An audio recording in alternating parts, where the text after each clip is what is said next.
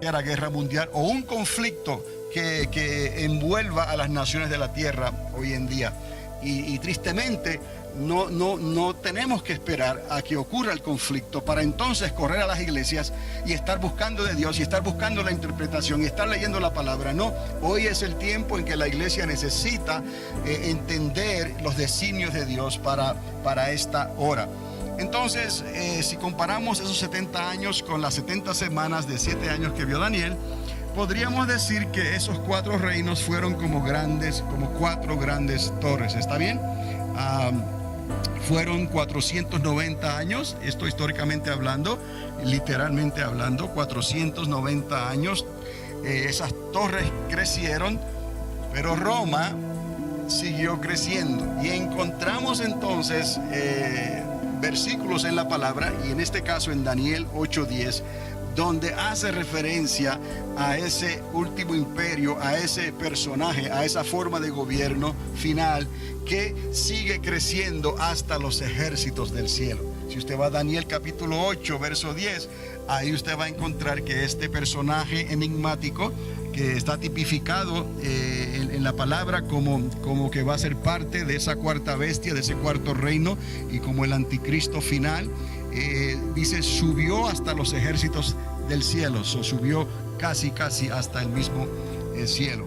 Ahora, ¿qué tiene que ver entonces Roma otra vez con todo esto? Bueno, el imperio romano sigue siendo la cuarta y última bestia de las 70 semanas que profetizó Daniel. Y esto, en realidad, esto no es muy difícil de comprobar y de entender y de ver.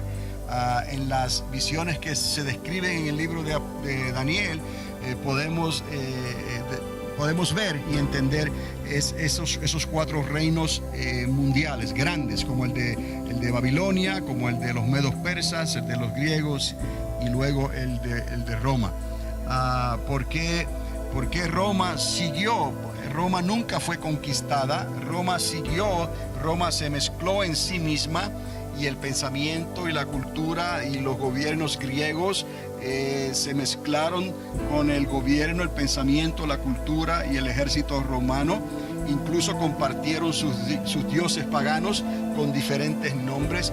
Esa mentalidad greco-romana siguió existiendo hasta el día de hoy, y la evidencia es que esta nación fue fundada en esa mentalidad greco-romana, y casi todo el occidente, la mayoría de las repúblicas y las democracias fueron formas de gobiernos que se establecieron siguiendo un modelo greco-romano.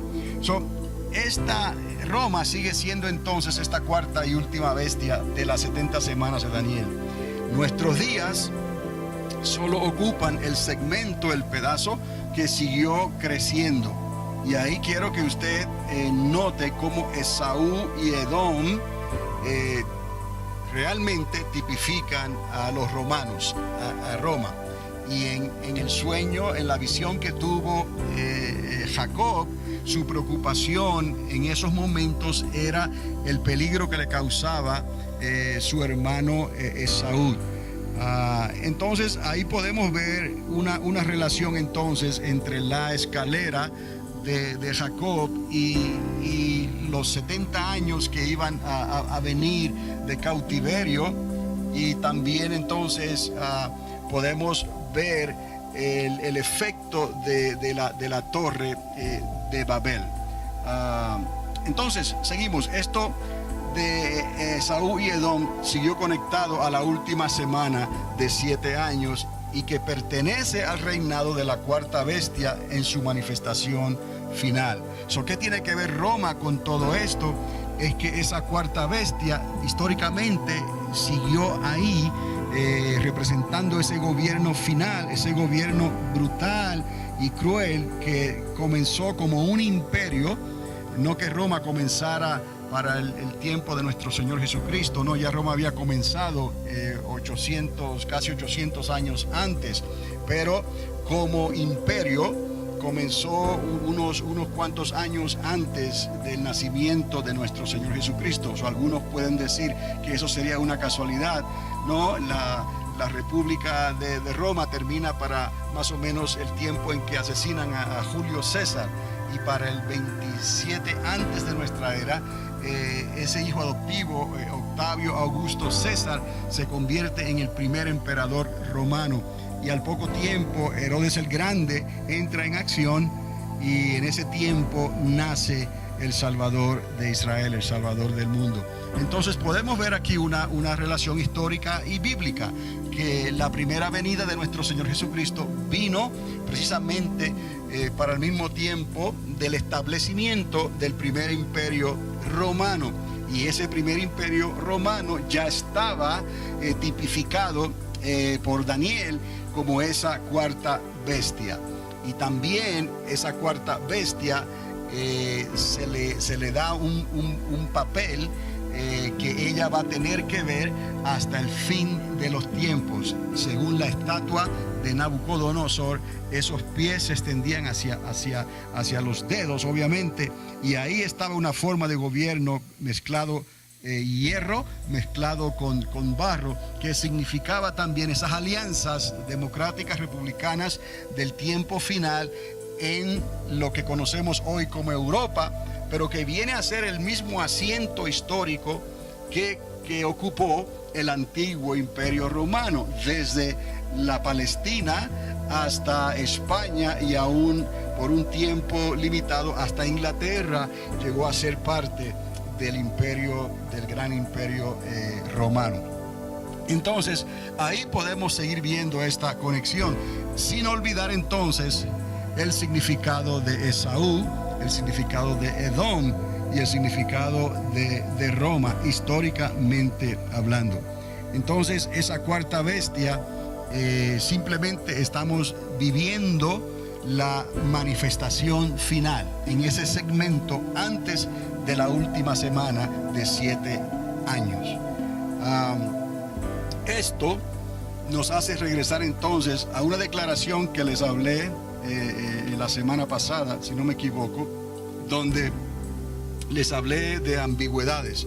No sé si fue en esta semana pasada, fue hace poco, les hablé de ambigüedades, palabras que no son muy claras, pero que tampoco son imposibles de entender. Es un mensaje que se está dando, una pregunta que se está haciendo. Por ejemplo, lo que les dije de Pepe, que estaba furioso con Pablo, o Pepe encontró a Pablo furioso. Un ejemplo que se usa también literalmente. ¿Cuál de los dos era el que estaba furioso? Puede ser Pepe, porque encontró a Pablo furioso, o puede ser que Pablo estaba furioso, uno de los dos. Eso es una ambigüedad, no es claro.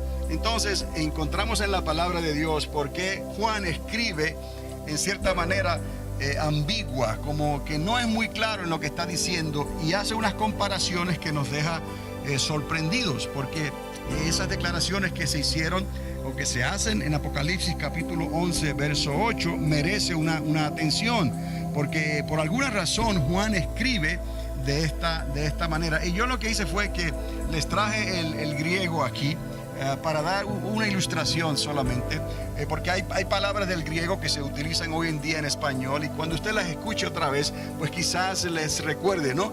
Esa palabra mega es del griego grande.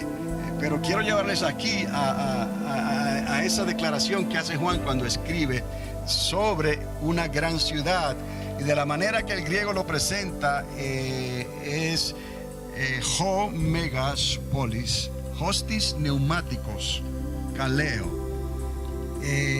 la grande ciudad que espiritualmente se llama grande de mega, y la palabra ciudad polis. Okay. Yo obviamente no hablo griego, pero estoy tratando de más o menos expresar lo que aquí dice. Pero sigue y continúa diciendo: Sodoma kai Aegyptos, Hopou kai ego, y termina diciendo Curios stauro. Y ahí es donde nos damos cuenta que algo está pasando aquí que aparentemente no se ve bien. Porque en el español, obviamente, la traducción fiel al griego es que esa grande ciudad que se menciona en Apocalipsis 11:8, usted va a Apocalipsis 11:8 y ahí va a encontrar la referencia de esa grande ciudad. Esto es importante porque vamos a conectar más adelante esa grande ciudad con algo más. Que espiritualmente, de ahí la palabra neumáticos, espiritualmente se llama Sodoma y Egipto. Hasta ahí estamos bien. Pero la declaración que continúa, Hopou kai ego curios, eso ya nos lleva entonces a tener que admitir que Juan está hablando del lugar donde curios, nuestro Señor. ¿Cuál Señor? Jesucristo. Fue que instauró, crucificado. Entonces, ahí vemos algo que necesita una explicación. ¿Por qué Juan está escribiendo de esta manera? Menciona esa grande ciudad que espiritualmente se llama Sodoma y Egipto. Sabemos lo que era Sodoma y sabemos lo que es Egipto. Y también sabemos dónde nuestro Señor fue crucificado. Pero nuestro Señor fue crucificado en la ciudad de Jerusalén. ¿Por qué esta conexión con Sodoma y Egipto? Y se menciona a Jerusalén, aunque no mencionan el nombre de Jerusalén, pero mencionan dónde nuestro Señor fue crucificado y lo mencionan como una grande ciudad. Y es aquí donde necesitamos entonces conectar los puntos aquí para poder resolver quizás el misterio de la gran Babilonia y el misterio que en el libro de Apocalipsis no se revela abiertamente, pero sí la misma palabra da información de lo que esa ciudad significaba. Entonces, esa grande ciudad, esa declaración aparece por lo menos 8 veces en el libro de Apocalipsis. Esa megapolis, ¿no? Esa ciudad grande ciudad, aparece por lo menos 8 veces en Apocalipsis. 7 de ellas se está refiriendo a Babilonia. Y recuerde, Babilonia, Babel, estamos conectando, les he dicho todo esto para poder conectar ahora cuando hablemos de Babilonia, de Babel, literalmente, o sea, piense en la torre de Babel, piense en la escalera de Jacob, piense en Esaú, piense en Edom y piense en Roma. Y luego cuando pensamos en los 4 imperios mundiales, se nos aclara aquí el pensamiento y nos damos cuenta cómo esto es tan posible que ocurra en nuestros días, en nuestro tiempo. La iglesia necesita despertar al hecho de que en cualquier momento estos eventos que están profetizados en la escritura de una confrontación global, pero que es final también, donde hay en un sentido espiritual esa cuarta bestia manifestándose en un gobierno y un personaje que se le llama el anticristo y otro que se le llama el falso profeta y un dragón que representa al diablo que va a bajar, a descender literalmente a esta tierra. La gente va a estar pensando en Hollywood. La gente no va a creer. Tenemos nosotros que verdaderamente creerlo primeramente, entenderlo, verlo por el Espíritu Santo, poder hablarlo con convicción, aunque digan que estamos locos. Pero si nosotros no lo creemos, si nosotros no lo vemos, ¿cómo vamos a esperar que ellos lo puedan recibir y lo puedan considerar? O hagan como en los días del apóstol Pablo, cuando él predicó en Atenas, a los mismos griegos le dijeron: Pablo, estás loco, porque eso que estás diciendo no tiene sentido. Obviamente cuando él comienza a hablar de la resurrección de entre los muertos, hasta ahí lo escucharon. Y obviamente en el tiempo de Pablo, él mismo llegó a pensar que el tiempo estaba cercano, pero luego por el mismo Espíritu Santo y según las cartas que él mismo escribe, él le enseña e instruye a la iglesia que todavía no era el tiempo. ¿Por qué no? Porque había algo que tenía que ocurrir antes de que fuera ese tiempo. Y entonces él explica, por revelación del Espíritu Santo, él habla del tiempo de la apostasía, donde muchos apostatarían de la fe. O sea, se irían siguiendo vanas enseñanzas, buscando la verdad, pero nunca llegarían al conocimiento de la verdad, porque están pensando en la imaginación del momento. No creyeron la verdad. Hoy en día, para creer la verdad, es necesario que estemos en el Espíritu del Señor, porque Él es el Espíritu de la verdad, Él es el Espíritu de la profecía.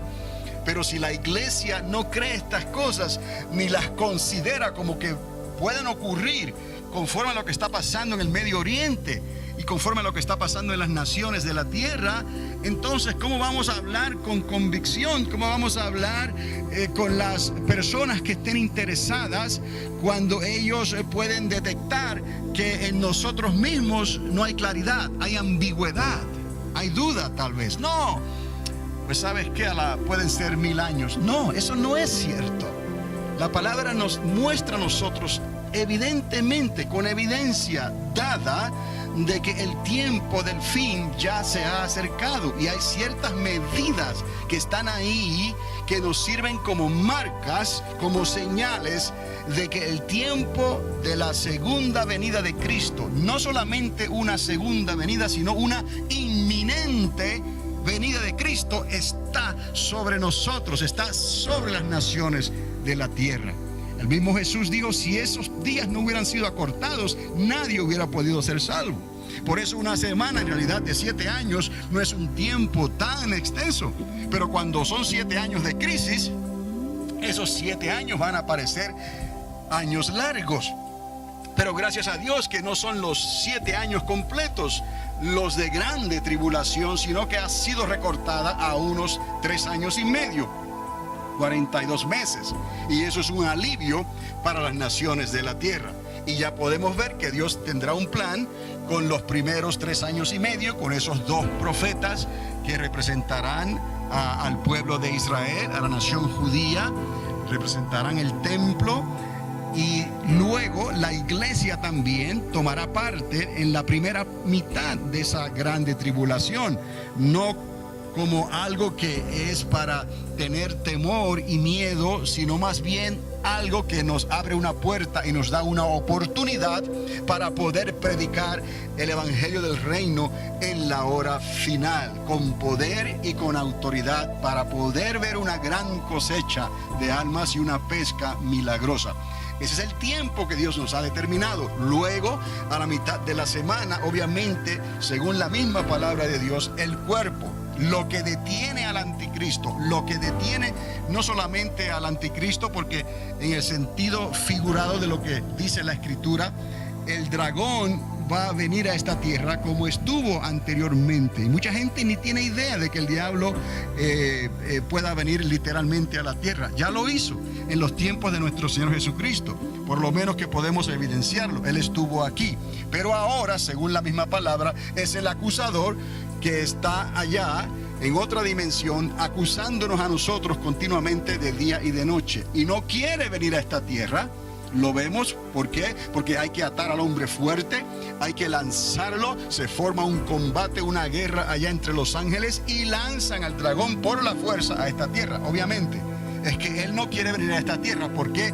Hablamos ya, es que el dragón no quiere estar en esta tierra, porque entonces se va a dar cuenta que sus días están, ¿qué? Contados. Bíblicamente hablando, tendrá unos 3 años y medio, unos 42 meses. El dragón viene por la fuerza a la tierra, y el cuerpo de Cristo, la iglesia, se levanta.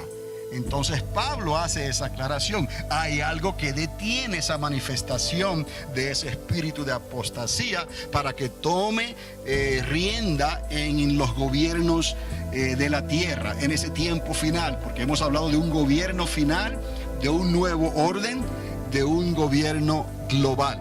Entonces, nada de esto debe de sorprender entonces a los creyentes, que por el Espíritu Santo pueden entender y discernir estas cosas.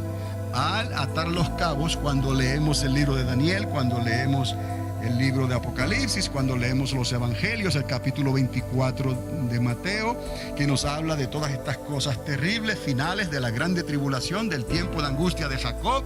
Entonces, cuando hablamos entonces de conectar estos puntos por la torre de Babel, por el sueño de Jacob con esa escalera, por Esaú, que es Edom, que es Roma, nos podemos dar cuenta que ya estamos nosotros dentro de la olla, por decirlo ahí.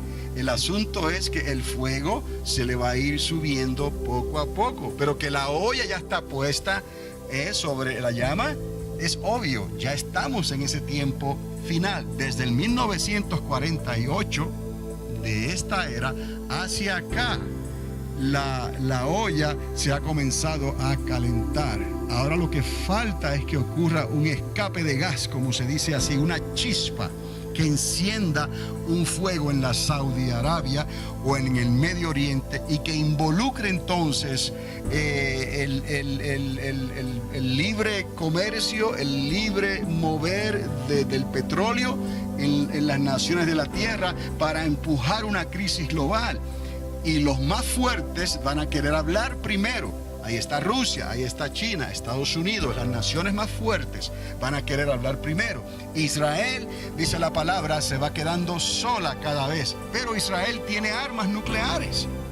Israel tiene armas biológicas, Israel tiene con qué defenderse.